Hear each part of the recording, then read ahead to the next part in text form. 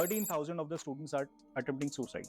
Extreme pressure है बच्चे पे, बहुत सारी चीजें जो बच्चे को डिस्टर्ब कर रही हैं, इतने डिस्ट्रैक्शंस हैं उसके आसपास, ओवरफ्लो ऑफ नॉलेज है, हर एक चीज तो बच्चे को नहीं चाहिए जो उसको मिल रही है, तो कहीं ना कहीं कोई बात तो करे, उससे पूछे तो सही क्या चल रहा है उसके पास। Yes.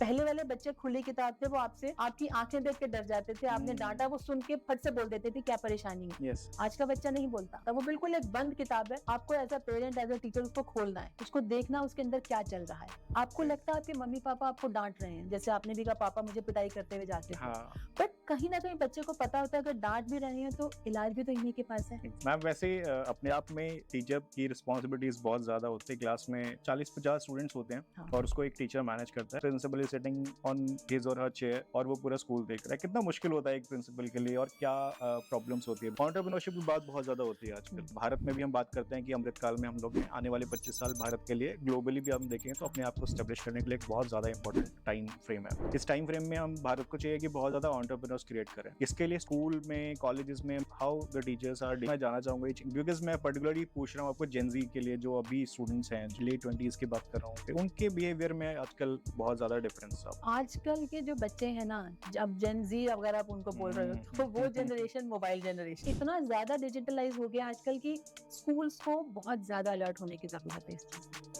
ये बिल्कुल सही है कि आज बच्चे के पास क्लिक ऑफ अ बटन उसके पास सारी इन्फॉर्मेशन अवेलेबल है, लेकिन उसे ये नहीं पता कि मेरे लिए क्या अच्छा है। स्कूल में we are giving them smart classes, they have the digital library also, बहुत सारी चीजें जो बच्चे को मिल रही हैं, लेकिन बच्चा क्या करता है, आपसे वो सुनना कम पसंद करता है टीचर से, सिर्फ इसलिए उसको मालूम है कि मेरे पास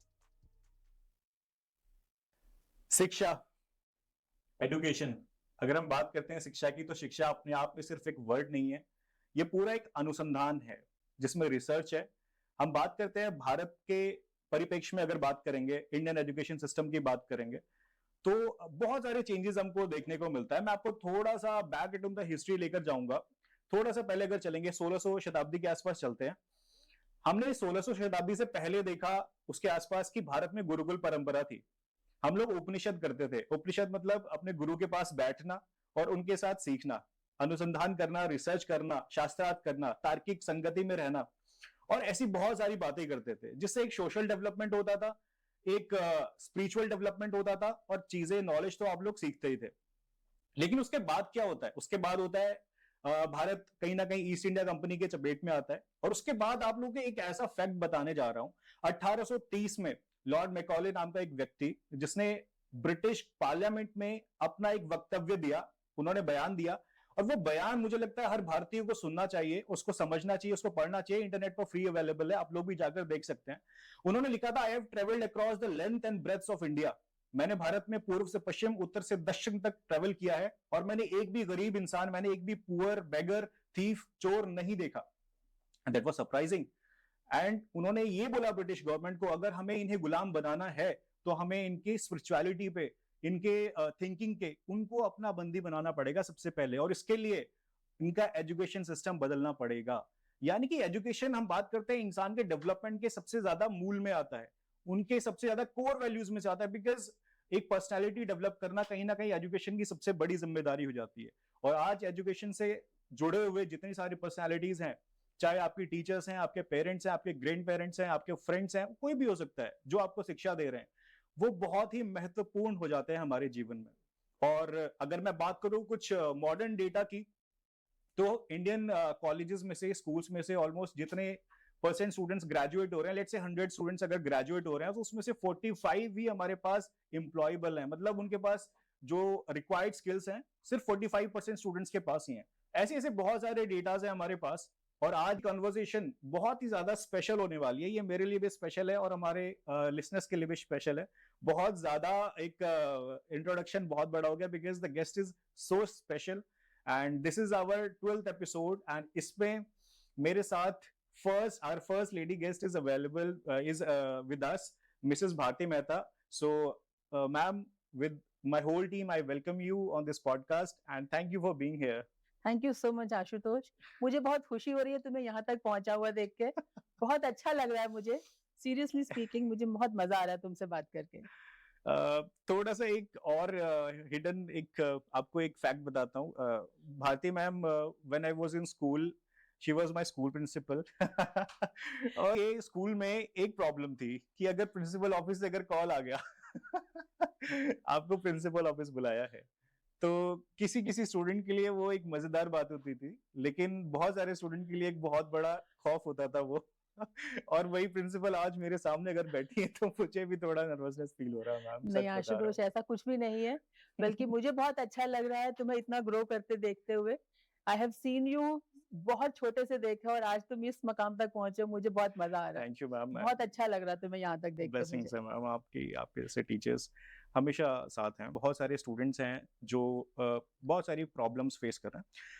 सबसे पहले शुरू करते हैं मैम, आपका ये जो पूरा 30 इयर्स का एक्सपीरियंस है मैम, इसको आप एक बार हम सबको बताइए, कैसा रहा आपका ये पूरा एक्सपीरियंस, एंड अभी कैसा चल रहा है, स्टार्ट कैसे किया था?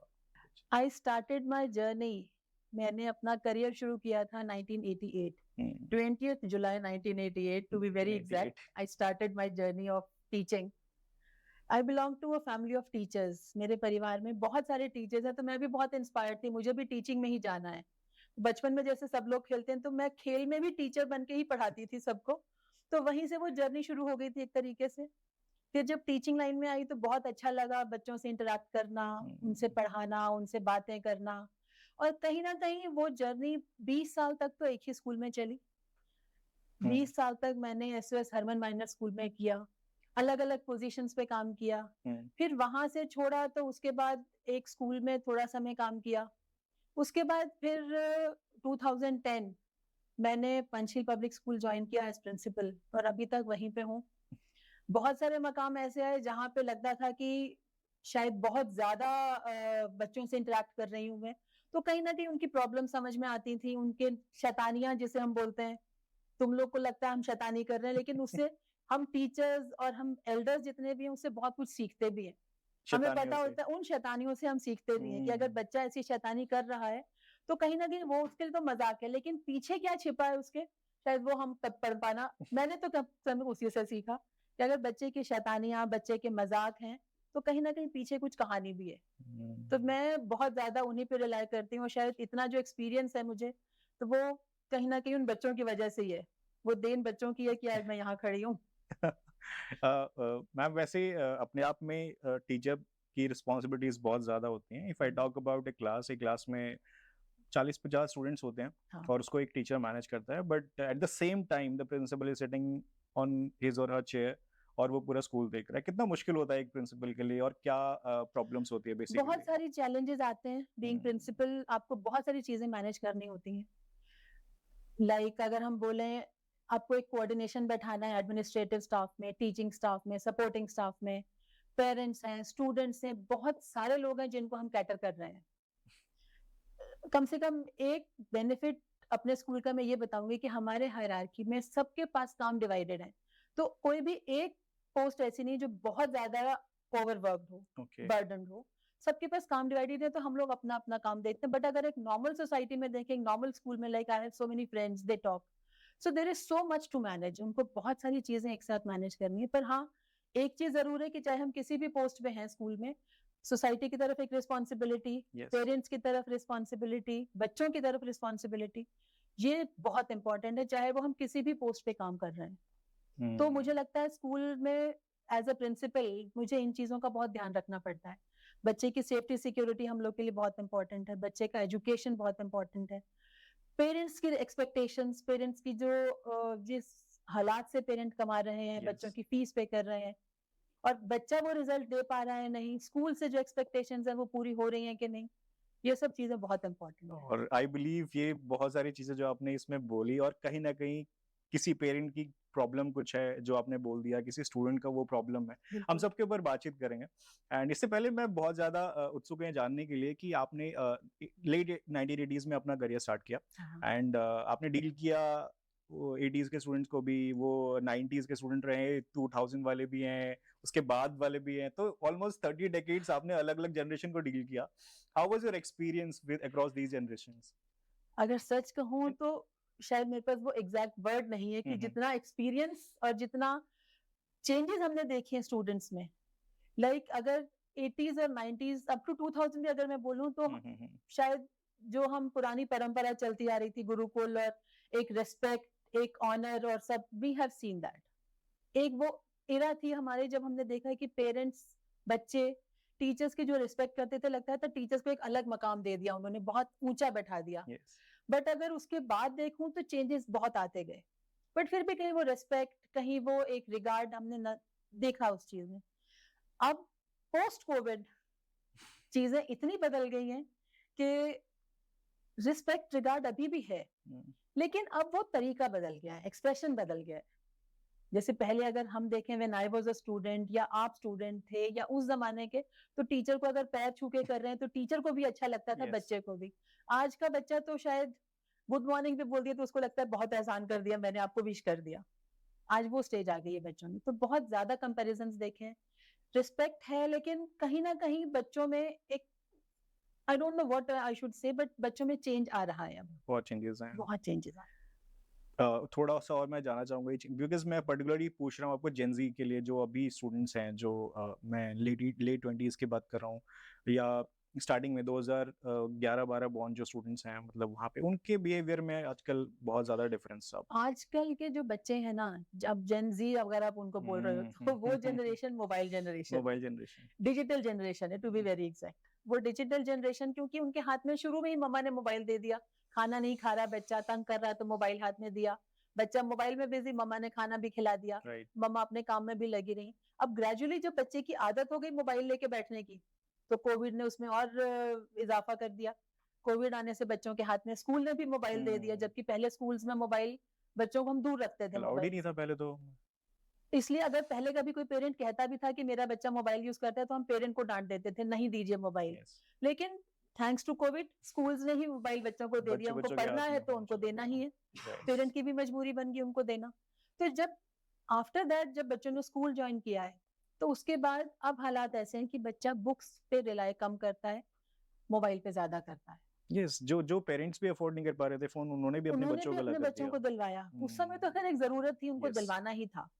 उनको दिलवाना पड़ा क्योंकि बच्चे की पढ़ाई पूरा साल 1.5 साल चलती रही मोबाइल से, तो बच्चों ने पढ़ना ही मोबाइल से था, पेरेंट के पास कोई ऑप्शन नहीं था। जब दोबारा स्कूल शुरू हो गए, ऑफलाइन क्लासेस चलने लग गई, उसके बाद भी बच्चों के पास मोबाइल रहता था। Right. एक प्रिटेक्स्ट ये होता था कि स्कूल से होमवर्क आ रहा है, दूसरा प्रिटेक्स्ट होता था कि हमें नॉलेज चाहिए, हमें और एक्स्ट्रा ढूंढना है, गूगल से सर्च करना है, या हमें टीचर्स ने होमवर्क भेजा, या कुछ भी कह के बच्चों ने मोबाइल अपने पास रखा। अब जब पूरी तरह से स्कूल ऑफलाइन चल रहे हैं, तो उस समय भी बच्चा मोबाइल ही यूज कर रहा है। कुछ ना कुछ वजह से बच्चा मोबाइल के लिए एडिक्टेड ही हो गया आज, कि उसको चाहिए कि मेरे हाथ में मोबाइल हर समय रहना चाहिए। राइट। सोशल मीडिया से भी कनेक्टेड रहते हैं सोशल हमेशा media, 24 it hours. Is not only Google जिसको बच्चा सर्च कर रहा है, आज उसके पास फेसबुक, इंस्टाग्राम, ट्विटर, कुछ भी आप बोल दो, they have everything in their hands, they have their access. They have access. नाम होता है कि स्कूल से होमवर्क मिला, लेकिन बच्चा सिर्फ इन सब में अपने को बिजी रख रहा है। तो मैम ये सारी चीजें देख के पेरेंट्स की भी प्रॉब्लम ऑलमोस्ट 8 टाइम 10 टाइम्स बढ़ गई हैं इसमें, अगर देखो सिर्फ 10 टाइम नहीं Ashutosh, I will say more than 50 times उनकी प्रॉब्लम्स बढ़ चुकी हैं। और स्कूल की भी प्रॉब्लम्स मुझे लगता है बढ़ गई, बढ़ ही चुकी हैं, क्योंकि स्कूल्स में भी बच्चा, अब आप एक छोटा सा एग्जांपल देखो, अभी तक हम लोग मोबाइल था, like in our school what we do, constant checking होता है हमारे स्कूल में, टीचर्स आर देयर, एक रूटीन रहता है, टीचर्स को पता हमें बैग्स चेक करने हैं। तो पहले तो बच्चों को था, मोबाइल आ जाते थे, and we used to confiscate, हम रख लेते थे, कभी पेरेंट को देंगे कभी नहीं देंगे। अब बच्चे के पास स्मार्ट वॉचेस आ गई हैं, मोबाइल नहीं लाएगा तो स्मार्ट वॉचेस होंगे उसके पास। तो मतलब इतना ज्यादा डिजिटलाइज हो गया आजकल की, स्कूल्स को बहुत ज्यादा अलर्ट होने की जरूरत है इस चीज में। Yes ma'am, looking after these changes, कैसे मतलब एजुकेशन में डिलीवरिंग की बात करें, या जो स्टूडेंट एजुकेशन ले रहा है थ्रू दीज प्लेटफॉर्म्स, तो कितना चैलेंजिंग हो गया है, कितना मेथोडोलॉजी में क्या क्या चेंजेस आ गए हैं, टीचिंग मेथड्स की बात अगर बहुत ज्यादा चेंजेस आ गए हैं, कैसे स्कूल कोप अप कर रहे हैं उसके साथ? स्कूल्स के लिए भी बहुत मुश्किल हो रहा है। देखो बहुत सारे स्कूल्स तो हैं जहाँ पे टेक्नोलॉजी यूज हो रही है, राइट, दे आर यूजिंग, लेकिन अगर आपका रिसीविंग एंड है, एक स्टूडेंट की नजर से देखो, स्कूल्स अपनी तरफ से स्मार्ट क्लासेस भी प्रोवाइड करते हैं, सभी कुछ जितना एक स्कूल कर सकता है दे आर डूइंग, लाइक जहाँ पे हम लोग कैटर कर रहे हैं, वहां पे भी हमारा जो आसपास का एटमॉस्फेयर बहुत हम्बल बैकग्राउंड है, parents are belonging to very humble background, but still we are providing the best facilities to the students. School में we are giving them smart classes, they have the digital library also, बहुत सारी चीजें जो बच्चे को मिल रही हैं। लेकिन बच्चा क्या करता है, आपसे वो सुनना कम पसंद करता है टीचर से, सिर्फ इसलिए उसको मालूम है कि मेरे पास गूगल पे सब मिल जाएगा, यस, मेरे पास हर चीज अवेलेबल है, जितना मैम ने बताया उसे तो 10 टाइम्स मुझे उसमें मिल जाएगा. So they are busy with that, they are not listening to what the teacher is telling them. तो वहां बहुत दिक्कत आती है, क्योंकि जितनी इंफॉर्मेशन है वो ओवरवेलमिंग हो गई है बच्चे के लिए. अगर उसको 1 to 10 के स्केल पे चाहिए, तो वो 1 to 10 के स्केल पे उसको 100 टाइम्स मिल रहा है, which is not good for the child. Exactly ma'am, मुझे लगता है जितनी ज्यादा एक्सेस टू इन्फॉर्मेशन हो गई है, इसने कहीं ना कहीं बहुत ज्यादा विजन को ब्लर कर दिया स्टूडेंट्स के.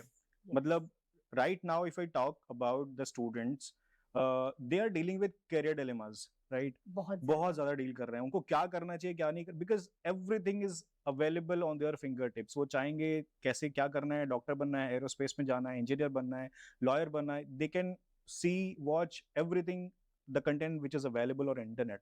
बट उनको पता नहीं कि उनके लिए बेस्ट क्या है, कि इन्फॉर्म डिसीजन जो लेना चाहिए स्टूडेंट को, ना पेरेंट्स को पता है ना स्टूडेंट्स को पता है. एंड उसके बीच में कहीं ना कहीं पेरेंट्स भी परेशान हो रहे हैं, स्टूडेंट्स भी पिस रहे हैं. मैम, इसको कैसे डील कर रहे हैं? मैं इसके बारे में आपका क्या थॉट है? देखो, ये बिल्कुल सही है कि आज बच्चे के पास क्लिक ऑफ अ बटन उसके पास सारी इंफॉर्मेशन अवेलेबल है, ठीक है, लेकिन उसे ये नहीं पता कि मेरे लिए क्या अच्छा है. एग्जैक्टली, इन्फॉर्म डिसीजन नहीं है उनके पास. अगर मैं मान लीजिए आई एम अ गुड सिंगर, मैंने स्कूल लेवल पे या अपने छोटे से एटमॉस्फेयर में मैंने बहुत अच्छा गाना गा लिया, बट मैं बाहर उतना अच्छे से कर सकती हूँ कि नहीं, मुझे नहीं पता है, राइट? मतलब कहने का ये है कि मेरी अपनी कैपेबिलिटीज के बारे में मुझे उतनी इंफॉर्मेशन नहीं है. शायद इसीलिए आजकल स्कूल्स में we have the counsellors, we have the career guidance cell. ये लोग, इनका मेन पर्पस ही वही है कि वो बच्चे को ट्रेन कर रहे हैं कि आपके लिए क्या चीज अच्छी है. हमारे पास जितनी भी व्हील से टेक्नोलॉजी जितनी हमारे पास आ गई है, उसके बेसिस पे अगर हम देखें, we have very many sources जहां से हम we can gain the knowledge. अगर हमारे करियर गाइडेंस सेल जो है, वहां पे आजकल बहुत सारे पर्सनालिटी टेस्ट होते हैं जिनके बेसिस पे हम जज कर सकते हैं मेरे लिए कौन सा एक पर्टिकुलर करियर पाथ कौन सा अच्छा है. yes. ठीक है, लेकिन उसमें भी आशु हमें बहुत सारी प्रॉब्लम्स आती हैं. मेरा मोबाइल या मेरा जो ऑनलाइन मैंने पता कर लिया मेरे लिए ये अच्छा है, बट सबसे बड़ा चैलेंज जो बच्चे के पास आता है वो आता है कि क्या मेरे पेरेंट्स इस चीज के लिए रेडी होंगे, मानेंगे नहीं मानेंगे, मुझे यही परस्यू करना है. राइट. अब मेरे पास एक स्टूडेंट है, वो बच्चा सिंगर बनना चाहता है, ठीक है, पेरेंट क्योंकि आज की जनरेशन में है, उसे पता है कि सिंगिंग में उसको इतना अच्छा अभी ब्रेक नहीं मिलेगा, इतनी जल्दी वो अर्न करना शुरू नहीं करेगा, पेरेंट उसको रेडी नहीं है देने के लिए. बच्चा कह रहा है मुझे जाना ही इसी लाइन में, पेरेंट कह रहा है नहीं जाना, पहले अपनी पढ़ाई पूरी करो. तो हम लोग बहुत ज्यादा, और शायद मैं क्या, बहुत सारे प्रिंसिपल इस चीज को फेस कर रहे हैं कि पेरेंट अपने बच्चे के लिए एक सेफ एनवायरनमेंट चाहता है. exactly. और बच्चा आज के इतने सारे एवेन्यूज हैं वो उनको एक्सप्लोर करना चाहता है. तो कहीं ना कहीं वो जो एक रिफ्ट है, जनरेशन रिफ्ट, वो आ रही है हमारे सामने, बहुत ज्यादा आ रही है. मैम, बहुत सारी प्रॉब्लम्स है. जैसे मैंने करियर डिलेमा की बात की, तो how you suggest your students, या हमारे जो ऑडियंस में पेरेंट्स भी देख रहे हैं, जो स्टूडेंट्स देख रहे हैं, उनको करियर डिलेमा से कैसे डील करना चाहिए? देखो, मेरे हिसाब से like in our school we have the career counselling session for the students, right? We call the people, we invite the colleges also भी हमारे पास आते हैं. करियर गाइडेंस हम लोग देते हैं बच्चों को, जहां से हम बच्चों को सिखाते हैं उनके लिए क्या अच्छा है. ठीक है, आई सजेस्ट जितने भी पेरेंट्स हैं वो, it is a good thing कि वो ऑनलाइन भी सजेस्ट करूंगी कि ऑनलाइन भी वो लोग ढूंढ सकते हैं, क्योंकि आज अगर बच्चा अवेयर है तो पेरेंट भी बहुत हद तक अवेयर है कि उसके पास ऑनलाइन ये सब चीजें अवेलेबल हैं. ठीक है, सेकेंड थिंग इज कि आप ऑनलाइन सर्च कर सकते हैं कि उनके लिए, बच्चे के लिए कौन से करियर ऑप्शंस अवेलेबल हैं. उसके बाद you can consult the career counsellors, वो आपको सजेस्ट कर सकते हैं. फिर कहीं ना कहीं एक नैक होता है जहां पे पेरेंट ये चाह रहा होता है कि मेरा बच्चा, अगर मैंने एक चीज नहीं की, suppose I wanted to be an engineer, somehow I could not be, my child has to be an engineer, right? ठीक है, तो वो सिर्फ उसी एक पर्टिकुलर लाइन में जाकर के और वो ढूंढते हैं कि मेरे बच्चे के लिए तो इंजीनियरिंग की लाइंस में ढूंढा जाए, मेरा बच्चा कहाँ जाना चाहिए. वो कहीं ना कहीं अपनी जो वो नहीं कर पाए, अपनी जो अनफुलफिल्ड विशेस थी उनकी, वो उसको अपने बच्चे में देखते हैं. कहीं ना कहीं मुझे लगता है कि पेरेंट्स कभी ठीक भी रहते हैं, बट वो कुछ एक टाइम के बाद बहुत ज्यादा इसको डोमिनेट करने लगते हैं अपनी इस फीलिंग को, कि नहीं, स्टूडेंट को एक्चुअली मुझे भी लगता है कि जो एक्सप्लोर करना चाहिए. मैम, एक एंटरप्रेन्योरशिप की बात बहुत ज्यादा होती है आजकल, राइट? और this is need of the hour, जो स्टूडेंट्स हैं मैक्सिमम. एंड अब भारत में भी हम बात करते हैं कि अमृतकाल में हम लोग हैं, आने वाले 25 साल भारत के लिए, ग्लोबली भी हम देखें तो अपने आप को स्टेब्लिश करने के लिए बहुत ज्यादा इंपॉर्टेंट टाइम फ्रेम है। इस टाइम फ्रेम में हम भारत को चाहिए कि बहुत ज़्यादा एंटरप्रेन्योर्स क्रिएट करें। इसके लिए स्कूल में, कॉलेजेस में मतलब how the teachers are dealing with this? अभी recent few years back, Mhm. CBSE has also started this entrepreneurship as a subject, Okay. right? And students have opted for it. बहुत सारे school हैं जहाँ पे बच्चे ये एज अ सब्जेक्ट पढ़ते हैं और आगे इसको आगे कंटिन्यू भी करते हैं. So I think that is one step. Secondly, today when we see there are so many people who are talking about the startups. Right. तो बच्चे कहीं ना कहीं उस चीज को भी ले लेते हैं, they learn from it and they get into it. हमारे पास भी एक दो बच्चे स्टूडेंट्स ऐसे हैं, those who have planned कि हमारा तो बिल्कुल लाइन ऑफ वर्किंग बिल्कुल सेट है, हमें इसी लाइन में जाना है, and they have started working on that. So people are getting aware about it. Clarity है उनको, बच्चों पिक्चर क्लियर है सबको कुछ नहीं है, बच्चों लेकिन को। कुछ बच्चों को Yes. बिल्कुल क्लियर है कि उनको लाइन ऑफ एक्शन क्या रखना है और उनको they have to start the business. So ma'am, students भी आप लोग बहुत तरीके के स्टूडेंट के साथ डील करते हैं डेली, राइट? बदमाश स्टूडेंट भी होते हैं, हम लोग भी बहुत बदमाश थे अपने टाइम में। अलग अलग टाइप्स ऑफ पनिशमेंट्स हमको मिलती थी। मुझे अभी सबसे ज्यादा एक याद आ रहा है मुझे। हालांकि स्टार्टिंग से मुझे म्यूजिक का बहुत शौक था क्लासेस में, आपको भी पता ही है ऑब्वियसली, आप तक कंप्लेंट्स तो पहुंचती थी मेरी। उस टाइम में हम लोग क्या करते थे, सुबह जाता था, प्रेयर करवाना होता था, तो हम मैं हाँ. जाके क्लास में बैग रखना है मुझे और मैंने जाना है म्यूजिक रूम में सीधा। मैंने क्लास में अटेंडेंस भी नहीं लगानी, मेरे स्टूडेंट्स लगाते थे। क्लास टीचर कहती थी, आशुतोष बैग है क्या इसका? प्रेजेंट। तो ऐसे अटेंडेंस मेरा लगता था। और जब पीटीएम होता था तो उसमें मैं अच्छे से पिटाई भी होती थी मेरी। पापा आते थे रिजल्ट देखने और क्लास टीचर कहती थी, सर इसके पास तो पोटेंशियल बहुत ज्यादा है पर ये करता नहीं है, कर सकता है पर करता नहीं है। पापा को यही सुनना है कि बेटा करता नहीं है, हम इतनी फीस दे रहे हैं, ये है। फिर वहीं से कुटता हुआ घर आता था। तो ये रहता था। और पनिशमेंट की मैं बात करूं, क्लास में होमवर्क नहीं करता था तो मैडम जमीन पे बिठा देती थी टीचर्स, और कुछ टीचर्स बाहर खड़ा कर देती थी कि प्रिंसिपल राउंड पे आएगी ना तो तुम्हें देखेंगी, and if you are a good face in the school तो भाई आपके लिए तो ये बहुत ज्यादा दिक्कत वाली बात है फिर। और एक और चीज याद आती है, हमारे टाइम में डायरेक्टर्स होते, वर्मा सर, यस, उनके डंडे। मैम ये बातें मैं इसलिए कर रहा हूँ कि मुझे कनेक्ट करना है कि आप अभी के टाइम में देख रही हैं स्टूडेंट्स को, किस हद तक मतलब पनिशमेंट्स हम लोग क्या, जो पहले होती थी कुछ भी मिनिमम भी पनिशमेंट देते थे कि भाई नीचे बिठा दिया या बाहर खड़ा कर दिया, जाओ बाहर बैठ जाओ नीचे किताब कॉपी लेके, तुम बाहर ही पढ़ोगे, या तुम चलो स्कूल प्रिंसिपल के ऑफिस के सामने बैठ बिठा दिया, या डायरेक्टर सर के ऑफिस में जाओ तुम वहां रिपोर्ट करके आओ। तो इस तरीके की पनिशमेंट्स होती रहती थी। क्या अभी भी ये चीजें वैलिड है? क्या पनिशमेंट्स आप लोग अभी देते हैं? कैसी पनिशमेंट्स होती है अभी स्कूल में? पनिशमेंट्स आशुतोष बिल्कुल मिनिमम हो गई हैं, राइट? पिटाई बिल्कुल मना, you can not hit a child. Second thing, punishment भी अगर हम लोग देते हैं ना, बच्चा उस चीज को, जैसे हमने अभी पहले बात की थी कि जनरेशन गैप बहुत ज्यादा, बहुत बच्चा चेंज हो गया आज का बच्चा. उसमें होता क्या है, बच्चे को अगर आप पनिश करते भी है ना, he does not take it the way children used to take it earlier. पहले अगर बच्चे को आपने जमीन पे बैठा दिया, जैसे आप कह रहे हो कि आप बैठते थे, टीचर ने बैठा दिया, तो आपको इंसल्टेड फील होता था. हाँ, कि मैंने काम नहीं किया, रियलाइज करता था बच्चा कि मैंने काम नहीं किया, मुझे कल करके आना है. बिल्कुल.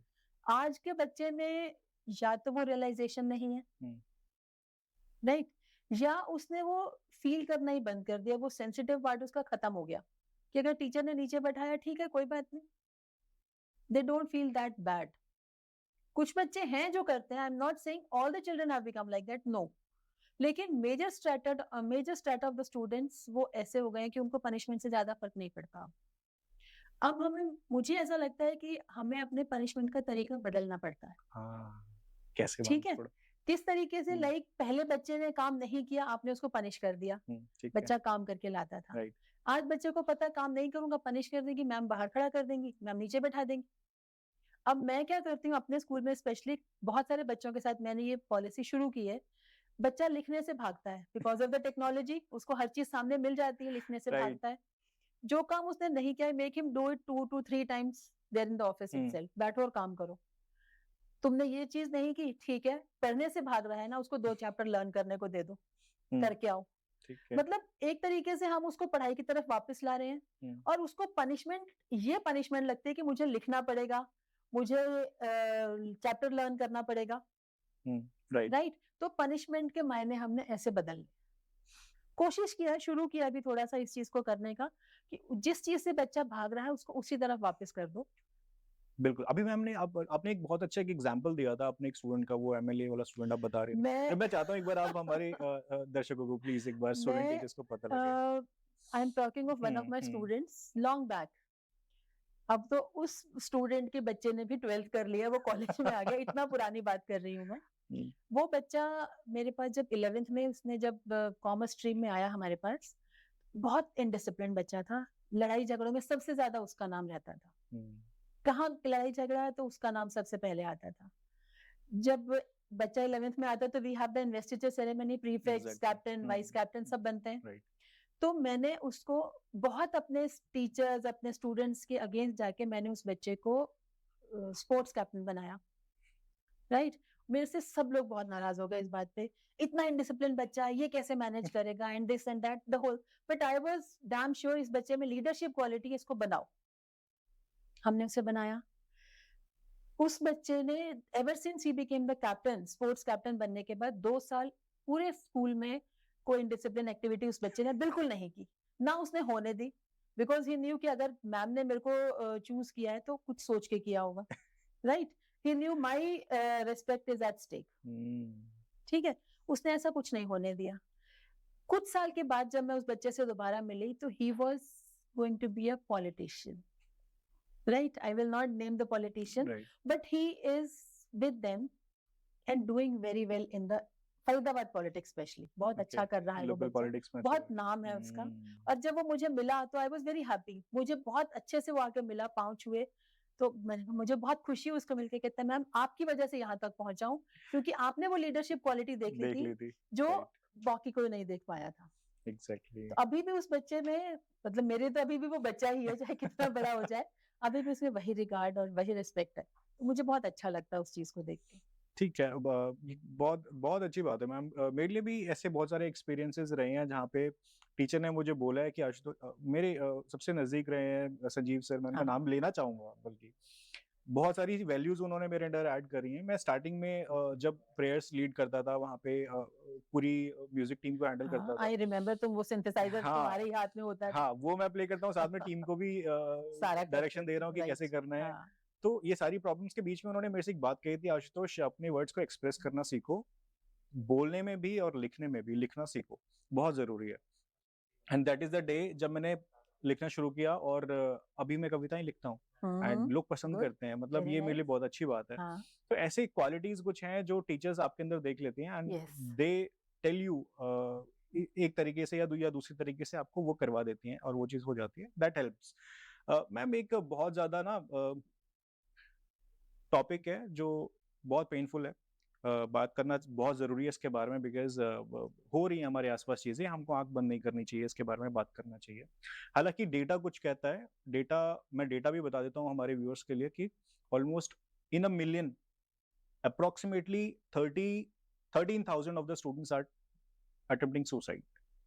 सुसाइड नोट लिखकर कोई स्टूडेंट रख रहा है, शायद वो किसी और से वो कह नहीं पाया, या कोई और उसके पास था नहीं जिसको वो चीज कह पाता, या कोई उससे ये चीज पूछ पाता।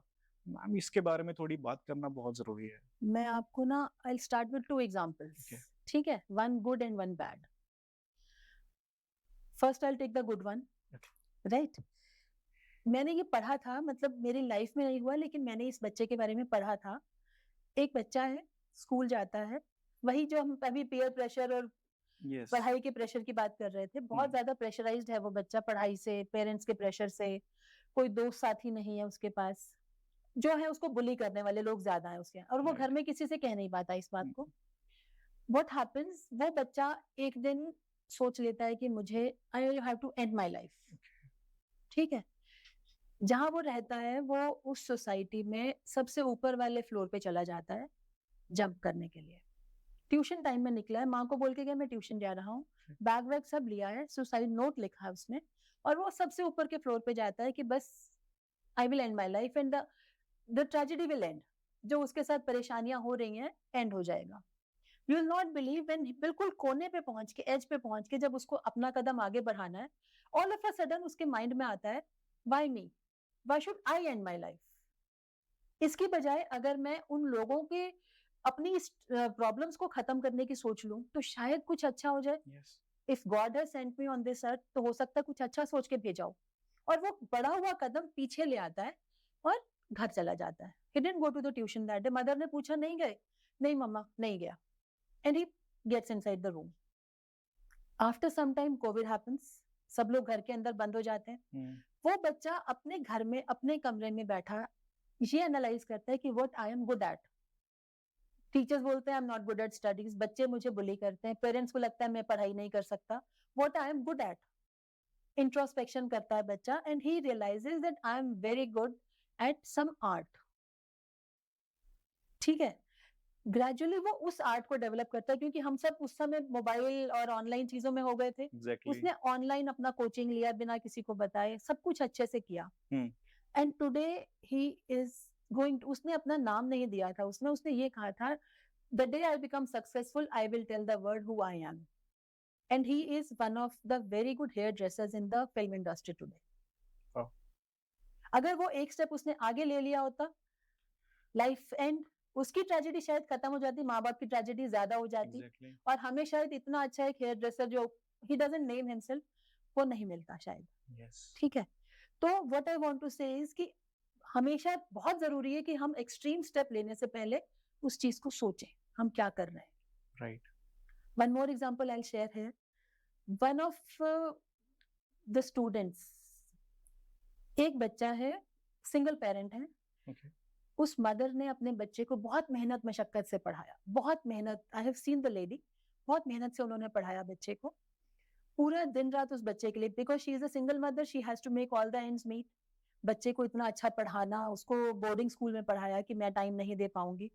बच्चा वहां पढ़ रहा है, बच्चा वापस आने के बाद कॉलेज में एडमिशन लेता है, सेकेंड ईयर की एग्जाम दे रहा है. बट बिकॉज ऑफ, जब भी आपने कहा लैक ऑफ कम्युनिकेशन, वो किसी से एक्सप्रेस नहीं कर पाता what he is going through, because mother is busy, he has no other person to talk to, right? उस बच्चे ने ये एक्सट्रीम स्टेप ले लिया. God knows what the reason was. The mother lost the child, Yes. right?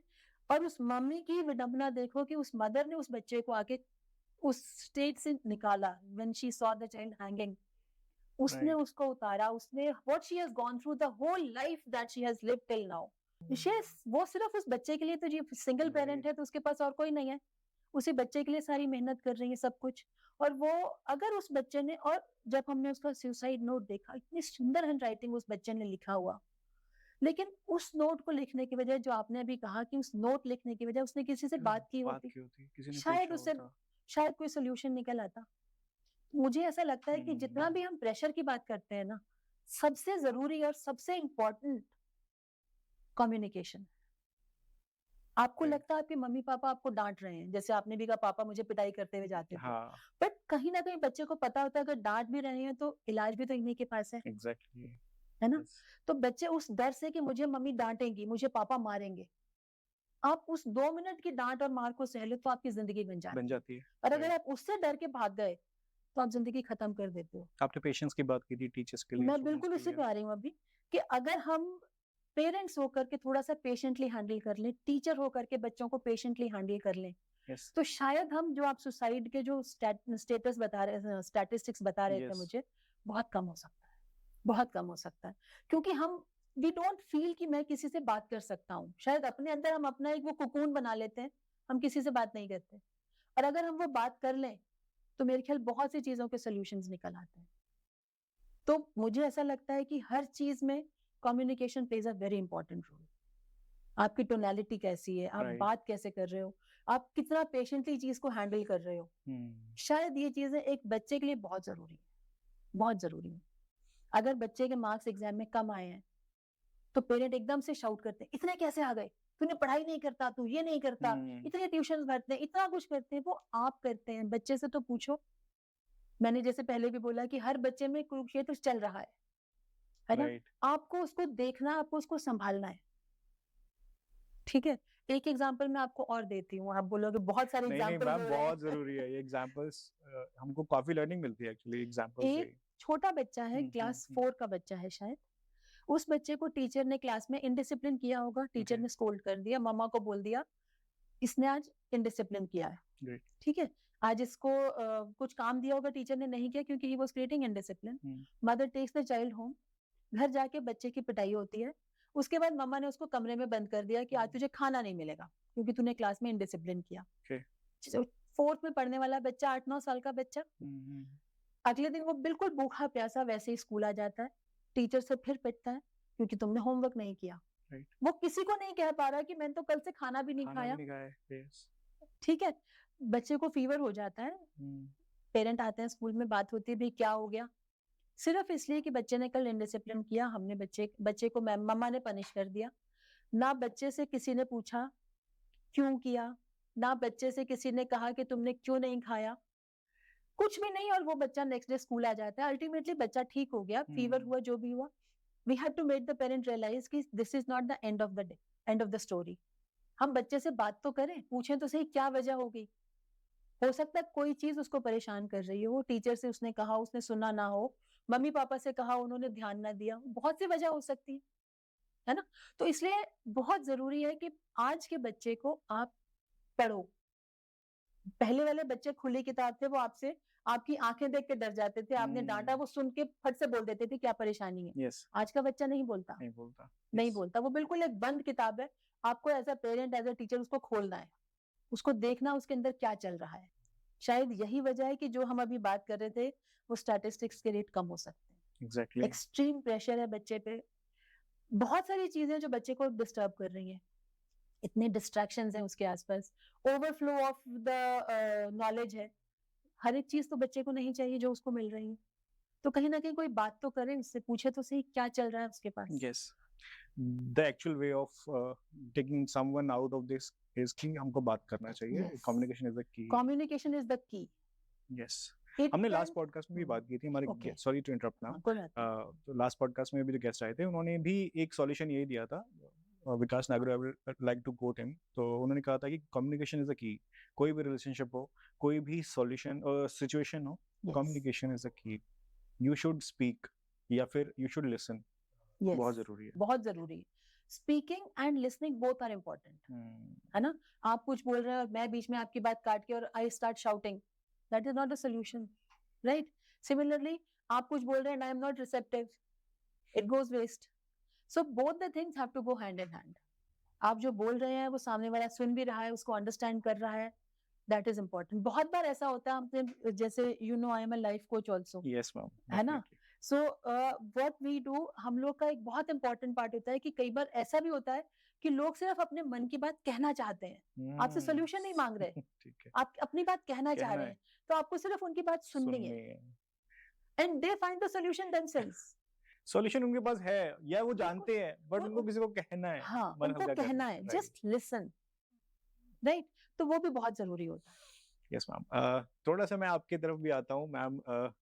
आप बच्चों से पूछती होंगी, मैं आपसे पूछता हूँ। This is my honour to ask you this question. Ma'am, आपकी हॉबीज क्या है? मेरी हॉबीज, सच कहूँ तो मुझे बच्चों से बात करना बहुत पसंद है। मतलब this you can say this is become my hobby over the years. I just want to delve into what is going on in their lives. ठीक है, I love listening to songs, old classics, because I am a classic old person. Ma'am, what's your favourite song? My favourite song, or singer, you can... नहीं, favourite song I'll sing. Okay. I don't remember the front lines. Any stanza? तेरे गिरने पे भी तेरी हार नहीं, कि तू आदमी है अवतार नहीं। अवतार नहीं, right. I believe in these lines. मुझे बहुत पसंद है ये सॉन्ग। दूसरा जो सॉन्ग मुझे बहुत पसंद है वो है हमारा, मॉर्निंग में भी आज मैं वही सुन रही थी, Forgetting the lyrics now.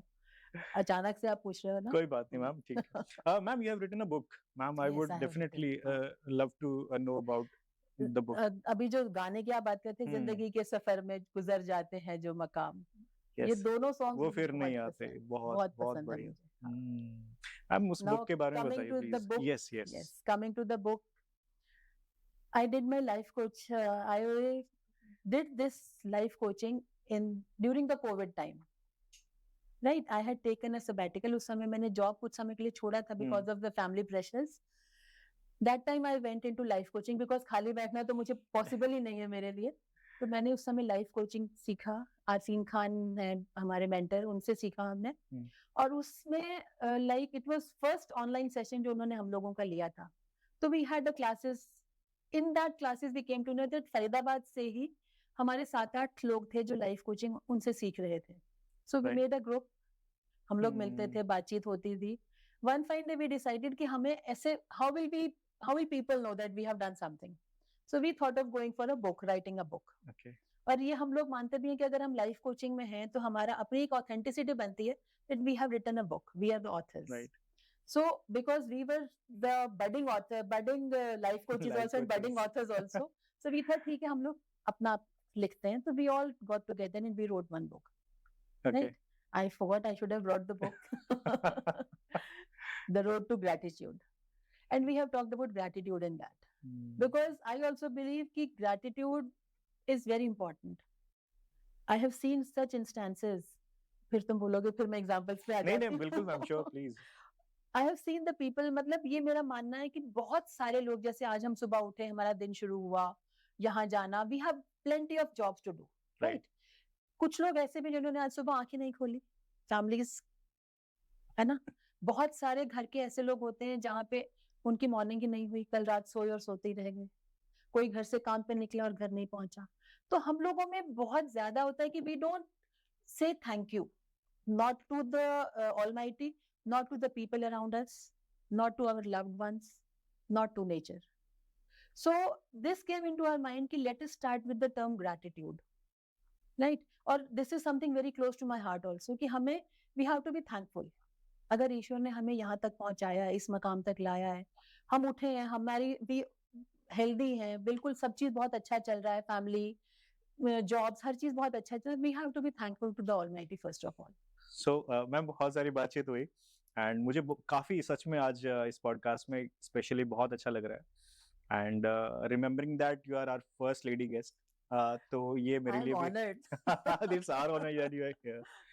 Ma'am अगर इस पूरे पॉडकास्ट को यहाँ तक हम लोग जिसने भी लिसनर ने व्यूअर्स ने देखा है, I would request you to please कुछ ऐसी चीजें बताइए, कुछ ऐसे सॉल्यूशंस, कुछ ऐसे गाइडलाइंस हो या कुछ ऐसे must to do things, advices, your expert advice, because you are a mentor, teacher, life coach, आपने सब कुछ देखा है and having this 3 decades of experience with you.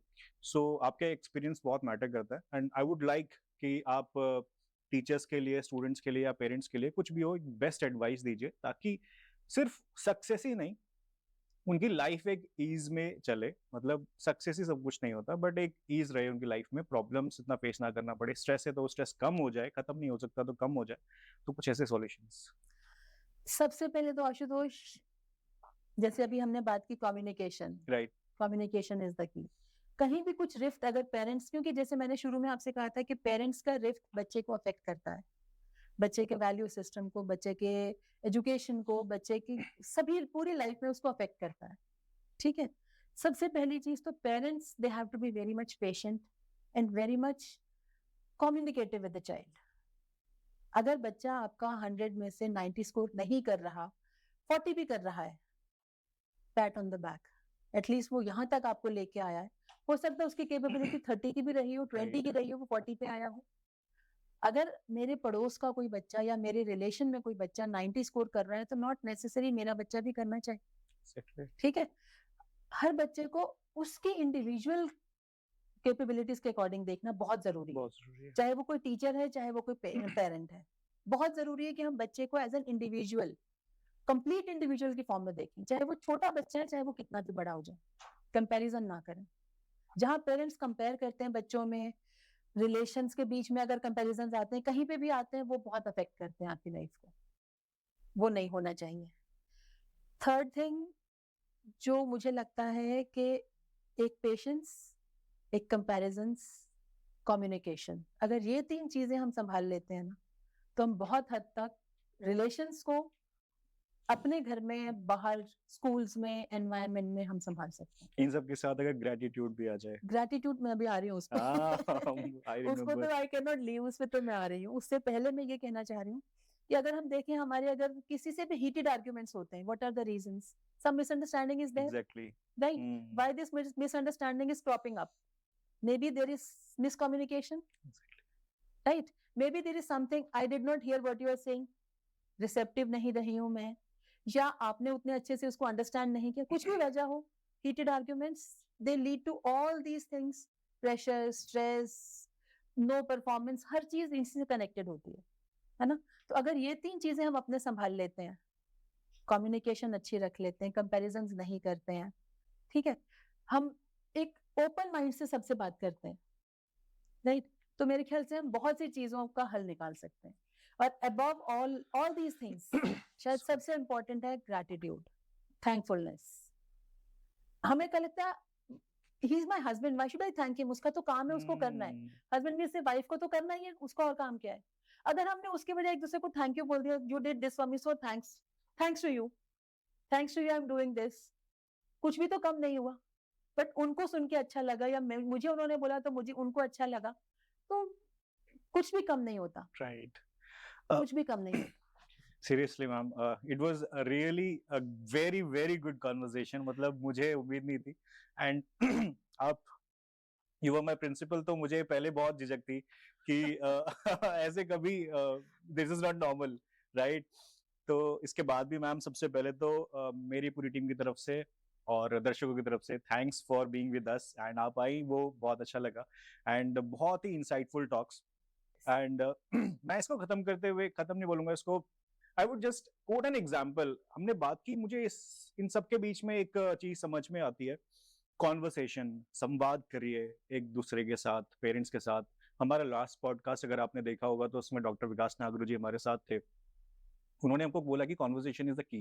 उन्होंने एक चीज बोली, वो मुझे टच की उसने उस टाइम, कि उन्होंने बोला कि दुनिया में जितने सारे इंसान है ना, उनके फिंगरप्रिंट्स आपस में मैच नहीं करते, राइट? तो वो कैरेक्टर भी आपस में मैच नहीं करता, वो इंसान ही अलग है, हर इंसान आपस अपने आप में अलग है, एंड उसकी कैपेबिलिटीज अलग है, उसकी क्षमताएं अलग है, तो हम हर इंसान को एक तराजू में कैसे तोल सकते हैं?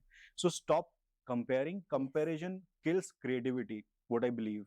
एंड इसके बाद आपको एक बहुत ही बेहतरीन एग्जांपल देता हूं, then I will rest my case. एक लड़का साउथ इंडिया से, एक लड़का आता है, and he was preparing for a government, and वो एग्जाम मतलब फैमिली नहीं कर सकते थे सपोर्ट। उनकी सिस्टर ने अपने गहने गिरवी रख दिए, बोला कि भाई तू जाके एग्जाम दे, ठीक है, तू कंप्लीट कर लेगा, उसके बाद फिर देख लेंगे क्या होगा, वापस आ जाएंगे गहने।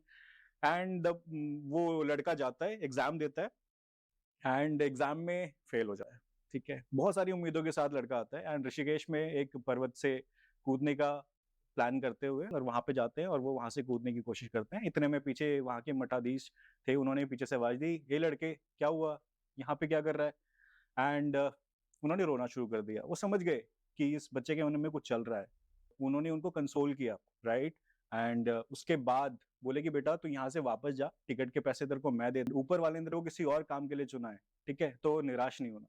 एंड आज अगर हम याद करते हैं उस महान विभूति को, तो वो नाम आता है हमारा डॉक्टर एपीजे अब्दुल कलाम, जिसको पूरी दुनिया सलाम करती है, मिसाइल मैन ऑफ इंडिया। सो मैं ये कहना चाहता हूँ कि मैम ने भी एक एग्जाम्पल दिया कि take a step back and rethink and reevaluate, कि आप ये स्टेप क्यों ले रहे हो, टेक अ स्टेप जिससे सोसाइटी में आपको चेंज कर पाओ ना, ठीक है, आप एक और ऐसे स्टूडेंट को स्टेप बैक करने के लिए आप मोटिवेट कर पाओ, ठीक है। सो in mid of all these conversations I believe कि communication is the key, keep communicating, एक दूसरे से बात कर रही है। और क्लोजिंग स्टेटमेंट में बस एक चीज मैं कहना चाहता हूँ, क्योंकि मेरा हिंदी से भी लगाव रहा है, और परसों कल 14 सितंबर हिंदी दिवस भी था, तो एक चीज मैं, मुद्दतों शोलों पर चले तूफान से लड़े हैं, कुछ लोग तो अदब के अदब से भी बड़े हैं। मुद्दतों शोलों पर चले तूफान से लड़े हैं, कुछ लोग तो अदब के अदब से भी बड़े हैं, और हम जो मुस्कुरा रहे हैं, जो महक रहे हैं, वो इसलिए कि हम चंदन जैसे घने पेड़ के साये में खड़े हैं। सो चंदन जैसा घना साया हमारे टीचर्स, हमारे पेरेंट्स हमारे लिए हैं, और ऐसे ही वो छाया और साया बनाए रखते हैं, जिसके वजह से हम आगे बहुत ही प्रॉस्पर करते हैं, आगे नई ऊंचाइयों को छूते हैं। So definitely with all these words I would like to thanks all our listeners, all our viewers, thanks for listening. अगर आपने यहाँ तक पॉडकास्ट देखा है तो please thumbs up and comment भी करिएगा पॉडकास्ट कैसा लगा, and thank you for listening.